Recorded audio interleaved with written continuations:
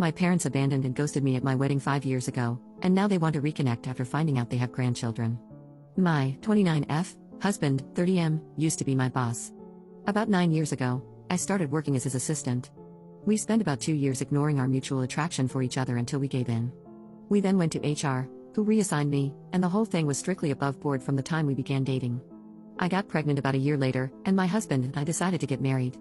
While we'd only really been dating for about 1 year, we knew each other completely, loved each other, lived together, and there was a baby on the way.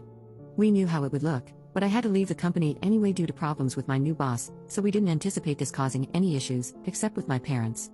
They, 62M and 57F, have always been overprotective, so I knew they wouldn't like me dating my boss, and I hadn't told them, but I had to tell them if I wanted them at my wedding. We decided to be mostly honest with them, about how it was strictly professional until it wasn't, how the second it got unprofessional we went to HR, how he had never taken advantage of me, but now we wanted to get married, and we wanted them there. We did not mention the baby because I felt that giving them that information in addition to the rest all at once would just break them. I was only about 4 months along when the wedding happened, so the bump was easily hidden by a flowy dress. The wedding itself went off without a hitch, and apart from my mother pulling me into the bathroom shortly before the ceremony to ask if I was sure about this, which I said I was, my parents seemed to take it well. The ceremony and reception were at 2 different venues, and we had to travel from one to the other, but my parents never arrived at the reception. I called them and got ignored, and then my brother called them, and they told him that they were going home. I don't remember the exact reason they gave, but it amounted to them being tired and uncomfortable. I tried contacting them after the wedding but found that I was blocked on everything except email, which I used to send them a long letter essentially saying that I'm an adult who made an adult choice, and I hope they can respect that. 5 years later, I have not heard from my parents since my wedding.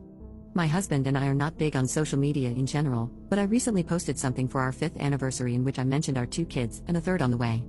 Within a month of making this post, my parents left a voicemail saying they saw the post and, having had no idea that they had grandchildren previously, now want to meet them. I haven't responded, and there have been a few follow-ups since then asking why I haven't. I don't know what to do, but my gut instinct is that 5 years is too long, and it's about the kids, not about them respecting my choices or relationship.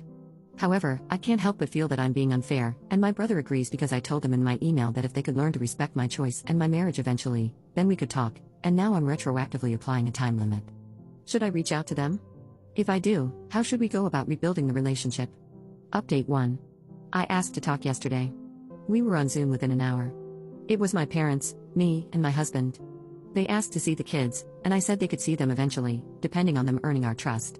For context before I get into the next part, my husband is not white. I am though, as are my parents. I didn't think this was a race thing or that my parents were racist, and neither does my husband. We don't understand why they would want to meet our mixed-race children if they were racist. They asked to start by reading me a letter that they claimed to have written on my wedding day. It said that they were uncomfortable with me marrying my former boss as they thought he took advantage of me, so they left between the wedding and reception to avoid a scene. However, they wanted me to know they were here for me despite their issues with him. They added that they would have sent this to me the morning after my wedding, but then I sent my email about them needing to respect my choices, and they were so ashamed they couldn't bring themselves to send theirs. Seeing my anniversary post made them realize how much they've missed in 5 years, and they really don't want to miss any more. I had some questions, like what the big deal was with me marrying my former boss, and they said that it just wasn't what they had in mind for my wedding day and my future spouse. I asked why they even came to the wedding at all if they didn't support the marriage, and my dad responded that he wanted to walk his daughter down the aisle as it was the only chance he'd get. The way it was phrased implied that they had intentionally only come to the wedding so he could give me away, and always planned to leave halfway. Because he said my daughter and didn't talk to me directly, it was pretty clear he was thinking about my older sister, who passed away. My husband caught that, too, and said that if they were talking about me, they should address me directly. Then he added that if they had planned to leave, they should have told us, as we wouldn't have invited them. As a father, he didn't understand how they could ignore their daughter for years or only get back in touch when we had kids. My dad snapped that he wasn't going to take this from an N-word. My mother immediately tried to run damage control, but I ended the call. They have since messaged me several times, trying to explain that calling my husband a racial slur wasn't indicative of a racist attitude and that he wouldn't have said that in front of the kids, so they should still get to meet them. I've spent 5 years wondering how they were so offended by me marrying my boss that had earned no contact for half a decade. Turns out they're just racist. It's almost nice to find out.